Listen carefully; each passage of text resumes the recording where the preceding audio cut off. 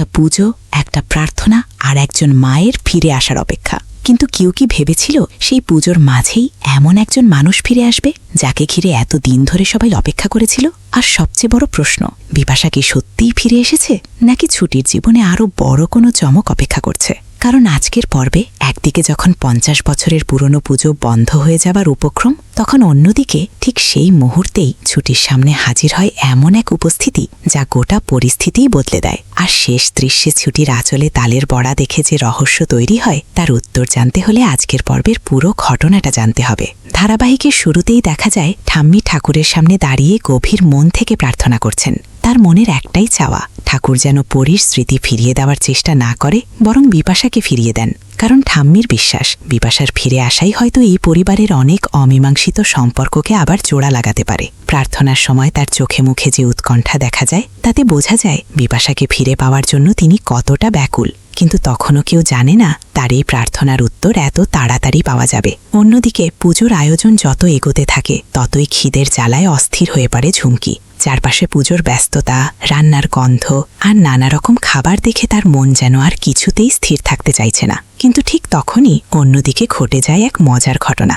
অঘি ছুটি আর তার মাকে খুঁজতে খুঁজতে হঠাৎ তালের বড়ার অসাধারণ গন্ধ পেয়ে যায়। গন্ধ অনুসরণ করে সে গিয়ে দেখে শতরূপা আর ছুটি তালের বড়া তৈরি করছে। তবে ছুটির মুখ ঢাকা দেখে অভি বেশ অবাক হয়ে যায়। মনে হয় যেন মেয়েটা ডাকাত সেজে রান্না করছে। অভি অবাক হয়ে কারণ জানতে চাইলে শতরূপা জানায় ঠাকুরের প্রসাদ তৈরি করা হচ্ছে, তাই মুখ বন্ধ করে কাজ করতে হচ্ছে। তখন অভি মজা করে বলে, ভালোই হয়েছে, কারণ মেয়েটা এমনিতেই বড্ড বেশি কথা বলে। শতরূপা সেখান থেকে চলে যাবার পর অভি ছুটির সঙ্গে কথা বলতে শুরু করে। সে জানায় বিপাশা আন্টির তালের বড়া খুব পছন্দ ছিল, আর আজ এই গন্ধ পেয়ে তার হঠাৎ সেই পুরনো কথাই মনে পড়ছে। তখন ছুটি মুখ খুলে জানায় সে জানে বিপাশা আন্টি তালের বড়া খুব পছন্দ করতেন, তাই সে নিজে হাতে পুজোর জন্য এই বড়া তৈরি করছে। একই সঙ্গে অভিকে বলে তাকে যেন আর বিরক্ত না করা হয়। কিন্তু এই সমস্ত কথোপকথনের আড়ালে তখন ঝুমকির নজর আটকে আছে তালের বড়ার দিকে। খিদের জ্বালা যেন আর সামলাতে পারছে না সে।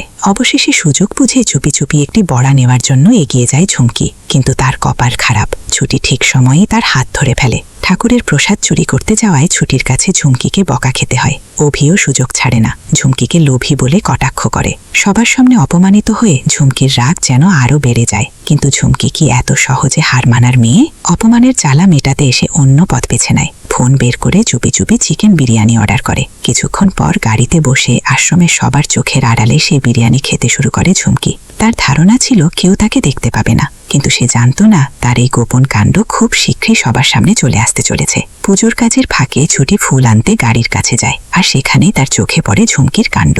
গাড়ির মধ্যে বসে ঝুমকি তৃপ্তি বিরিয়ানি খাচ্ছে। ছুটি তাকে দেখে অবাক হয়ে যায়। ঠিক সেই সময় হিরণময়ও সেখানে এসে হাজির হয়। পরিস্থিতি বুঝতে পেরে ঝুমকি এক মুহূর্তে নিজের গল্প বদলে ফেলে। সে মিথ্যে বলতে শুরু করে যে আশ্রমের খাবার খেয়ে তার পেটের সমস্যা হয়েছিল, তাই নাকি ডাক্তার তাকে এই খাবার খেতে বলেছেন। ছুটি সঙ্গে সঙ্গে ঝুমকির মিথ্যে ধরে ফেলে এবং তাকে মিথ্যেবাদী বলে। কিন্তু হিরণময় কোনো তর্কে যেতে চান না। তিনি পরিষ্কার জানিয়ে দেন ঝুমকিকে কোনো কৈফিয়ত দিতে হবে না, তবে তার একটা কাজের জন্য আজকের পুজো আর করা যাবে না, কারণ 50 বছরের পুরনো এই পুজোর নিয়ম ভেঙে গেছে। কথাটা শুনে ছুটি যেন হতবাক হয়ে যায়। সে ঝুমকিকে বকতে বকতে বলে তার একটা মিথ্যের কারণে এত বছরের পুজো বন্ধ হয়ে গেল। মন্দিরে ফিরে হিরণময় যখন সবাইকে পুরো ঘটনা জানায়, তখন সবাই অবাক হয়ে যায়। এর মধ্যে অভিও জানিয়ে দেয় কিছুক্ষণ আগেই ঝুমকি তালের বড়া চুরি করতে গিয়েছিল।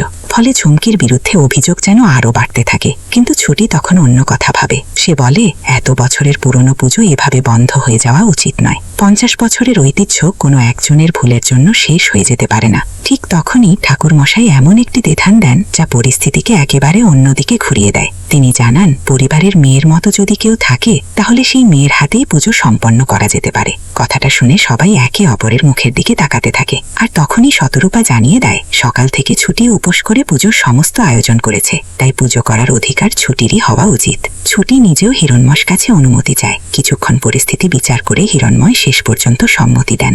আর এই সিদ্ধান্তে ছুটি যেমন খুশি হয়, তেমনি ঝুমকির ভেতরে যেন আগুন জ্বলে ওঠে। কারণ যে পুজো বন্ধ করার জন্য সে এত কিছু করেছিল, সেই পুজো এখন ছুটির হাতেই সম্পন্ন হতে চলেছে। তার উপর হিরণময় নিজে ছুটিকে অনুমতি দিয়েছে। ফলে ঝুমকির ঈর্ষা আর রাগ আরও কয়েক গুণ বেড়ে যায়। অন্যদিকে অভি ছুটিকে দেখে ক্রমশ অবাক হতে থাকে। ছুটির আচরণ, তার নিষ্ঠা এবং বিশেষ করে বিপাশার প্রতি তার টান দেখে অভির মনে নানা প্রশ্ন জাগতে থাকে। ছুটির মধ্যে যেন সে পরীর অনেক গুণ দেখতে পাচ্ছে।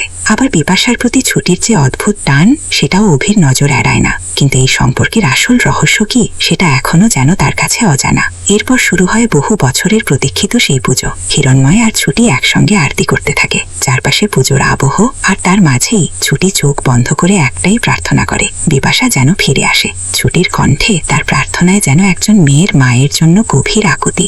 দর্শক তখন বুঝতে পারে ছুটির কাছে বিপাশা শুধুই একজন পরিচিত মানুষ নন, তার হৃদয়ের সঙ্গে যেন এই মহিলার অদ্ভুত এক সম্পর্ক জড়িয়ে আছে। আর ঠিক তখনই গল্পে আসে সবচেয়ে বড় মোড়। বিপাশা দৌড়াতে দৌড়াতে মন্দিরের দিকে আসছিলেন, কিন্তু হঠাৎ পথের মধ্যে তিনি পড়ে যান। সেই মুহূর্তে অভি এগিয়ে এসে তাকে ধরে ফেলে, তারপর তাকে মন্দিরের ভেতরে নিয়ে আসে। অর্থাৎ এতক্ষণ যাকে ফিরে পাওয়ার জন্য প্রার্থনা চলছিল, তিনি সত্যি তখন মন্দিরের কাছেই উপস্থিত। কিন্তু বিপাশার আগমন এখনো পুরোপুরি কারো নজরে আসেনি। অন্যদিকে জ্যোতির্ময় ছুটিকে বাবার সঙ্গে পুজো করতে দেখে ঝুমকিকে খোঁজা দিয়ে কথা বলতে শুরু করে। তার কথায় ঝুমকির রাগ আরো বেড়ে যায়। এতক্ষণে যে রাগ তার ভেতরে জমেছিল, সেটা যেন আর নিয়ন্ত্রণে থাকে না। আর সেই রাগের ফলেই ঘটে যায় আরো একটি বড় ঘটনা। ঝুমকি ইচ্ছে করেই ছুটিকে কক্কা দেয়। ছুটির হাতে থাকা পুজোর ডালা মাটিতে পড়ে যায়। ডালার সমস্ত তালের পড়া ছড়িয়ে পড়ে। এত যত্ন করে এতক্ষণ ধরে যে প্রসাদ ছুটি তৈরি করেছিল, মুহূর্তের মধ্যে সব নষ্ট হয়ে যায়। ছুটি হতভম্ব হয়ে ঝুমকির দিকে তাকিয়ে কারণ জানতে চায়, কিন্তু ঝুমকি উল্টো ছুটিকেই দোষারোপ করতে শুরু করে। ছুটির চোখে তখন জল। এতক্ষণ ধরে যে মেয়েটি নিজের হাতে পুজোর সমস্ত আয়োজন করেছে, তার সামনে এখন সবচেয়ে বড় প্রশ্ন, ঠাকুরকে সে প্রসাদ দেবে কিভাবে? কাঁদতে কাঁদতে ছুটি অভিকে জানায়, এত আয়োজনের পর বুঝি পুজোটাই আবার বন্ধ হয়ে যাবে। তার হাতে আর কোনো তালের পড়া নেই। ভগবানকে এখন সে কি দেবে? অভি তখন তাকে শান্ত করে বলে, ভগবানকে ডাকতে। কারণ মানুষের যখন সব পথ বন্ধ হয়ে যায়, তখন হয়তো ঈশ্বরের শেষ মুহূর্তে কোনো না কোনো পথ দেখান। আর ঠিক তখনই ঘটে যায় এমন একটি ঘটনা, যা দেখে ছুটি আর অভি দুজনেই একেবারে স্তব্ধ হয়ে যায়। কেউ কিছু বুঝে ওঠার আগেই পিছন থেকে একজন এসে ছুটির আঁচলে তালের বড়া দিয়ে চলে যায়। ছুটি নিচের দিকে তাকিয়ে দেখে তার আঁচলে আবার তালের বড়া। অভিও সেই দৃশ্য দেখে অবাক হয়ে যায়। কিন্তু প্রশ্ন একটাই, এই তালের বড়া এলো কোথা থেকে? কে দিল ছুটিকে?